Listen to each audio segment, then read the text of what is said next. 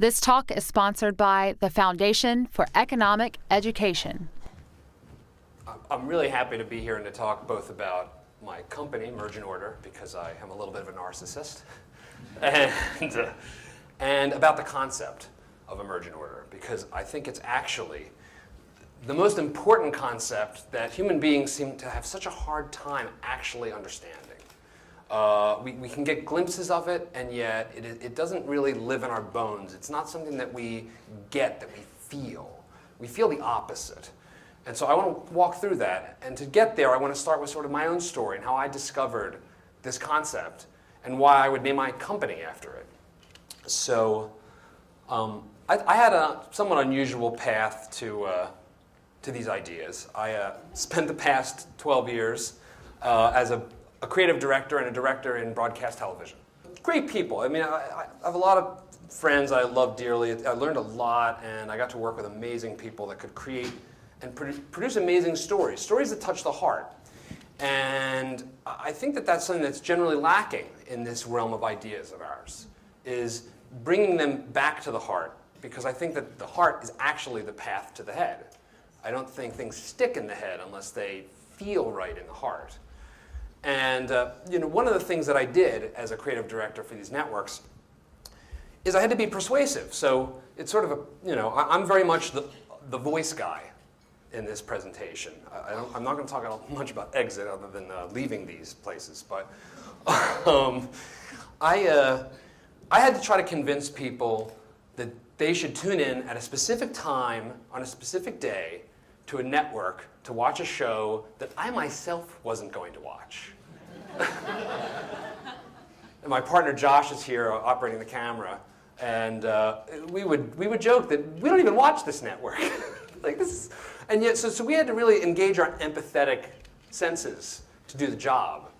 But it did teach us how to tell stories about complex ideas, how to boil them down to 30 seconds, then to 20 seconds, then to 15 seconds, and ultimately to 5 seconds. We were doing lots of 5-second commercials before I left. If anybody's ever read anything I've written, they would be surprised that I'm good at writing something that can happen in 5 seconds. You need the video part, I think. That it kicks in a different part of my brain. But along the way, partly because of the financial crisis and because I think a lot of us have gotten more interested in economics, I just got bit by the economics bug. It started small, a little bit of Rothbard, and because you can always get just a little bit of him.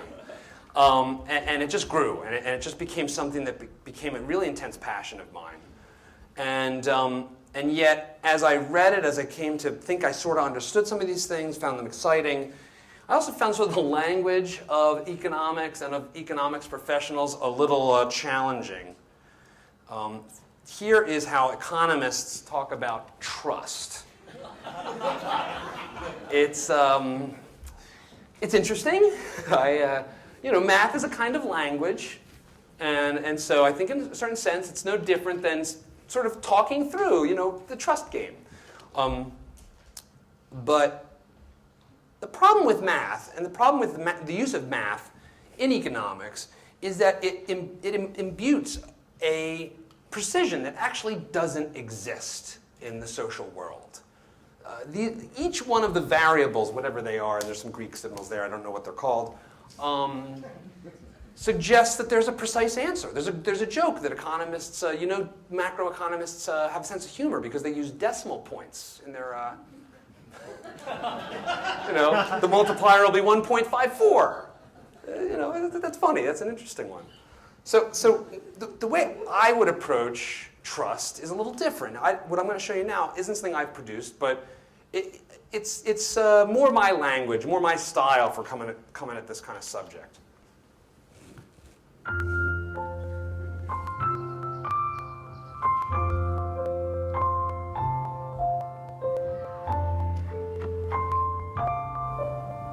No equations so far.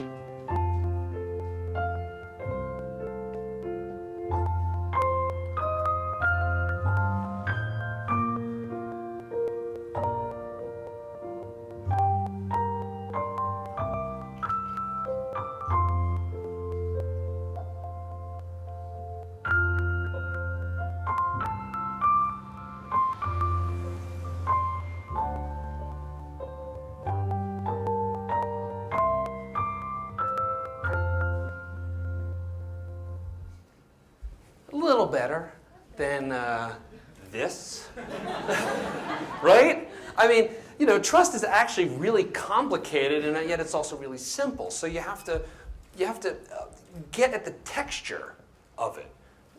Math doesn't have a lot of texture. It's sort of bathes in the elegance of precision, and it's not a really good language, I think, to talk about social phenomenon, to talk about humanity.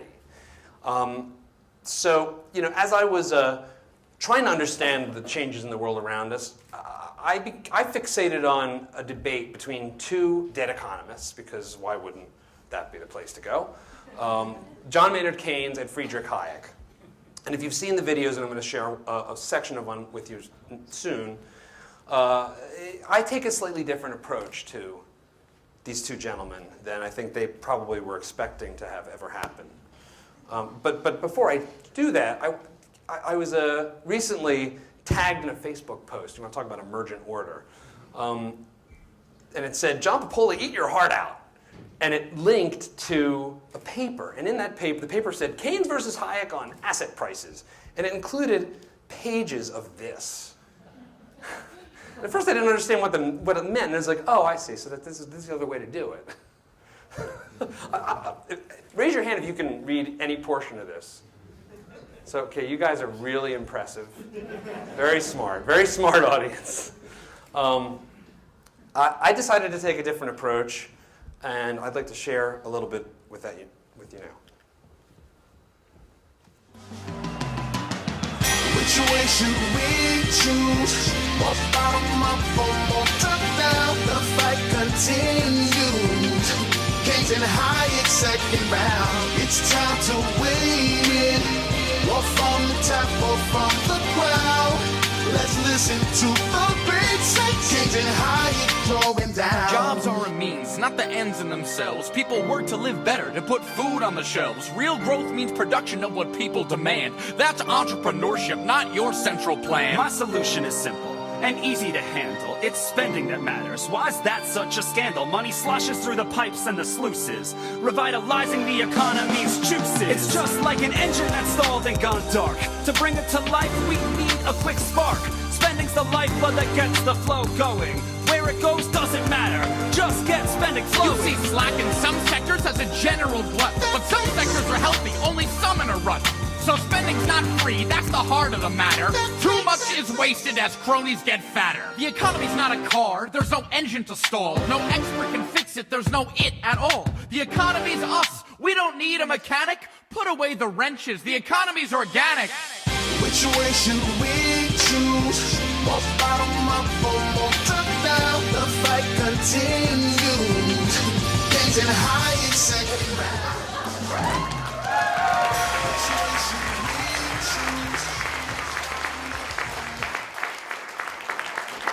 It's really fun to have a live audience see that. You know, it's on YouTube, and it's just not the same.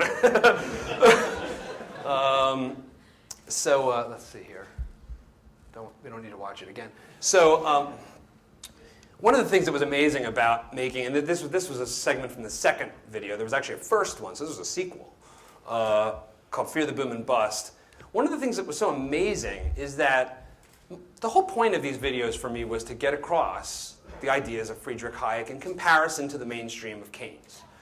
And we actually live in Hayek's world. That's the funny thing, because the next day after posting the first one, this picture appeared on Twitter. I don't know where this is. It might not even be in America, but it's a student seeing it in their class. I mean, you can't plan that. That is emergent order at work. That is a path that is not by my design, but that emerges just by virtue of the fact that people do things that you can't expect, you can't even believe, you can't imagine. Although my favorite is this. So this is a fourth grader, I think, and her dad sent this to me in an email. I get emails like this all the time. I mean, you know, I didn't study economics. I actually haven't had any economics classes, so I might be doing great damage to society. So there's a caveat. I don't think I am. I wouldn't be here if I thought I was, but, you know, they're little asterisks. And actually, that's a Hayekian asterisk, because we never really know. We have to really be careful about the limits of our knowledge, about to the extent to which we think we understand the world. Even those of us who believe in a bottom-up order, a world in which we decide what we do for ourselves, we still tend to fall into the trap of thinking we've got it all figured out because we're so smart, or we think we're so smart. And I think that there's a danger in that. And it's a danger that really I see Hayek as the antidote for. He is the anti-hubris in an industry that prides itself on modeling the world and lining it up to 3-4 decimal places, and then never going back to check the work against what actually happened, because it doesn't ever work out quite the way they predict it. So this has been my baby. If I die tomorrow, I will have put these two men in rap videos, and I'm proud of that, and I think that's a pretty good accomplishment. But in a way, that was just a start. And so since so much of what you've heard tonight is about entrepreneurship and about not just complaining about the world we've got, but actually doing something to change it, doing something positive, something active. I started a company with my best friend Josh and my wife Lisa, and we've brought on Andrew and some other folks here in the audience to try to do more of this, to try to actually make entertainment that is commercially viable, which these ones weren't exactly, but we're getting there, that can teach these ideas. But put entertainment first. And why did I do this? Why did I create a company instead of a nonprofit? Nothing against nonprofits. But we have a lot of nonprofits in this world of ideas. And I think one of the things that they actually lack is the feedback mechanism of the market. We believe in emergent order. We want this feedback loop. We want to see what happens and then draw on the information that is dispersed throughout society, throughout each of our minds. The market does that in one sense. When somebody pays for something, they're imparting information that they like it, that it's worth it, that there's value. And so I just thought that was crucial to our success. And that is why not only did we call it emergent order, but we made it a company and made it something that I hope to grow and to be successful with. And so I wanted to leave you today with visualization. And I can be pretty snarky, but I'm going to put all the snark aside because I think that there is true beauty in this concept. It is the most beautiful and challenging idea in the social world. And since I've set my job to visualize these ideas for people who are not familiar with them and who won't read Man, Economy, and State, I think this just does an unbelievable job.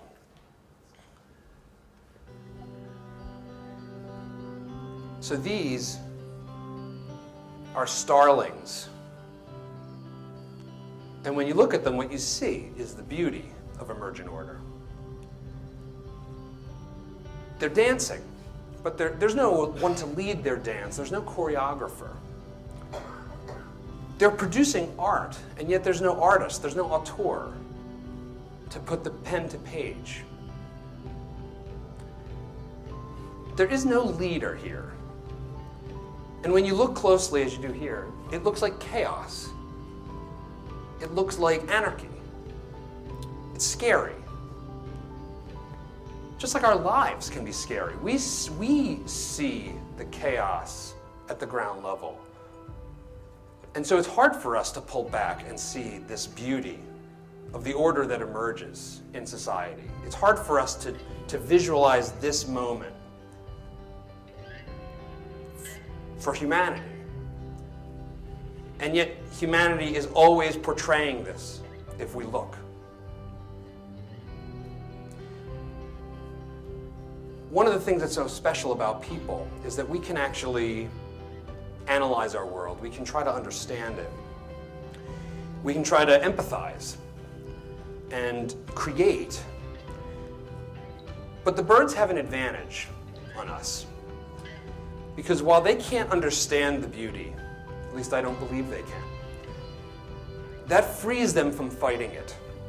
They fly with their instincts, and they don't collide. They don't coerce each other. And so the harmony emerges.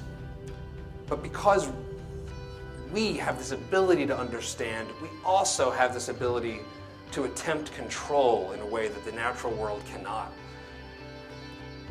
And the great irony in attempting that control is that, as we see time and again, it produces chaos. It creates collision and disorder where we're hoping for order. Economists call it unintended consequences. But it's like reaching your hand into that cloud and trying to change it. And I don't think we should try. Thank you.